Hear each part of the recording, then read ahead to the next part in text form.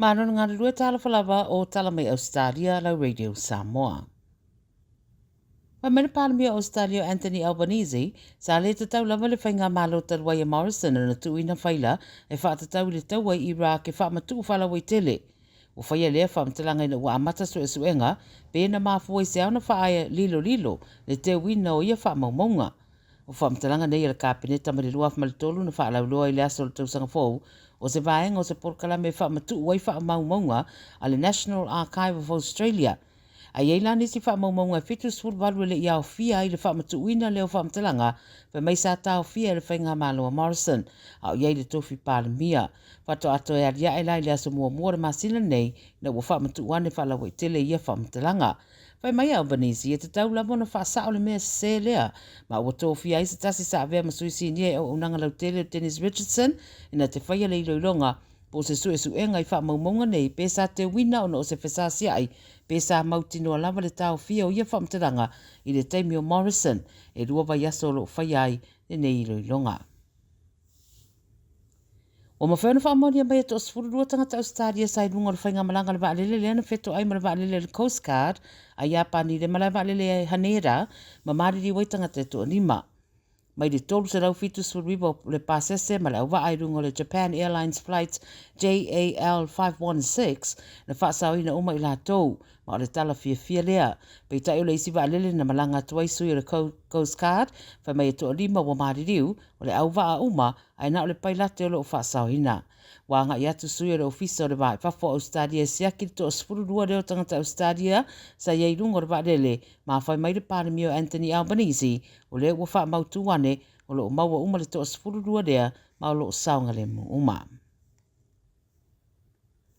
Pai mai o se adi e lua safuru tausanga ma ni tamai tai se to o lua e lua safuru iwa ma le fast food iwa tausanga le mātutua na ulu fale se fale o lo le Liquorland i Adelaide po le afo le fitu le whewhene nafi ma oso fai e tangata whainga ruenga o le fale o loa ma so sola e se ma ava malosi e le ise ta avale na whao ngā atu.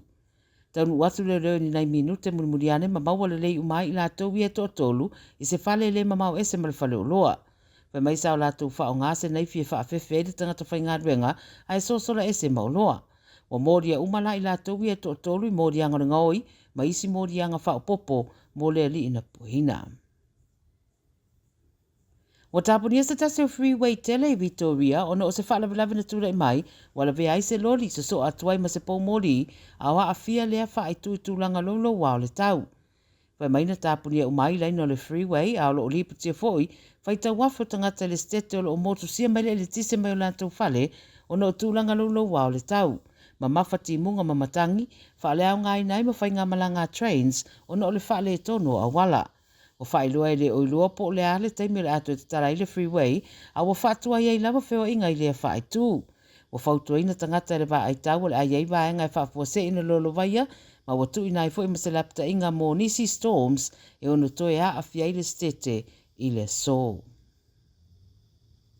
E to lua tamaiti na whaasau ina mai le sambi na matawhanga i Coffs Harbour i le vasa nei, peita i to tasi se tamaitai o se tina ua mari wai. Wha mai di pote le APC e rimas fultau sanga le tina amata mai te toa lua sa fsosoni e ni tangata sa iei lea vaenga a toi ma se tau si soifua. Tau mawhai ngā luenga la vea i le tamaita i rimas fultau sanga peita i le imanuia au tamaiti na whaava vea tu le wharama i Coffs Harbour ma wa wha solo manuia. Taru mai lea somo mo te se matau sanga taruai wa a tole to avalu soifua mau i matawhanga i New South Wales. I o tala ia le Radio Samoa mo le nei fo i au auli, tātou te whelo e fo i le teimi whape nei le aso a tai au mo se whao poponga manuia tere ngā ruenga tiute whe au mo fuafuanga o whenga iai malo tātou tunu. Pāsoi fuia.